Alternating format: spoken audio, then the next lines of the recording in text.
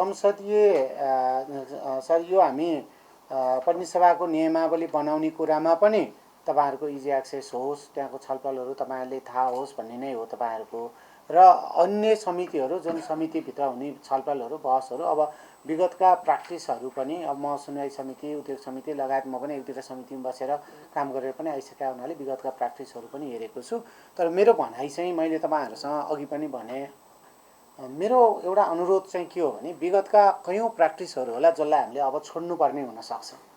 विगतका कयौं नजिरहरू होला जसलाई अब हामीले छोड्नुपर्ने हुन्छ बिकज अफ अबको तपाई हामीभन्दा पछिल्लो जेनेरेसनको अपेक्षा, अहिलेको प्रविधि अनि अहिलेको समाजको बनोट हैन, यी यावत कुराहरूले गर्दाखेरि विगतका केही नजिरहरूलाई बिस्तारै हामीले छोड्दै जानु पनि पर्न सक्छ।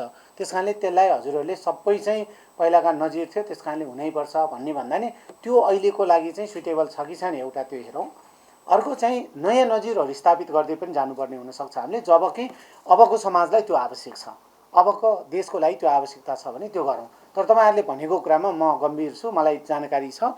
त्यसकारणले हामी कुनै पनि कुरालाई हामी त लाइभ गरेर सबै कार्यक्रम गर्नुपर्छ भन्ने उद्देश्य बोकेर आएको मान्छेहरू, त्यसकारणले हामी लुकाउनुपर्छ, छिपाउनुपर्छ भने जनतालाई जाने। म त विधेयक ड्राफ्ट गर्दैमा 100% विधेयक ड्राफ्ट गर्नुभन्दा अगाडि चाहिँ तपाईको स्टेक होल्डरहरूसँग बसौँ, पटक पटक बसौँ।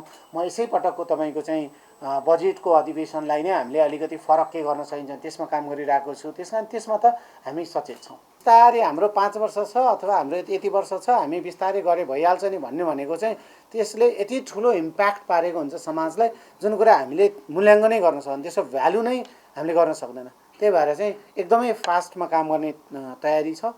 फास्टको अर्थ जे पाए त्यही गर्ने होइन, त्यसलाई त्यसका चाहिँ विधि प्रक्रिया कानुन संविधान यसलाई चाहिँ अक्षरशः पालना गरेर कहीँ पनि कमी कमजोरी नहुने किसिमबाट काम गर्ने तयारीमा हामी छौँ। त्यसमा तपाईहरुको साथ र सहयोग निरन्तर पाउने अपेक्षा गरेको छु। गिटी कुट्नेले पनि मेरो सरकार छ नि साथी, थाहा छ तँलाई यो पटक त अहिले त भनेर गफ गर्योस्। विनोद चौधरीले नि त्यही गफ गर्नुहोस्। बिरामी भएर अस्पताल गएको बिरामीहरूले नि हामी त यसपटक आउने बित्तिकै कसैलाई फोन नगरिकन बेड पायो नि भनेर चाहिँ कुरा गर्योस्। यो अस्पतालले कति राम्रो सेवा दियो हामीलाई भन्योस्।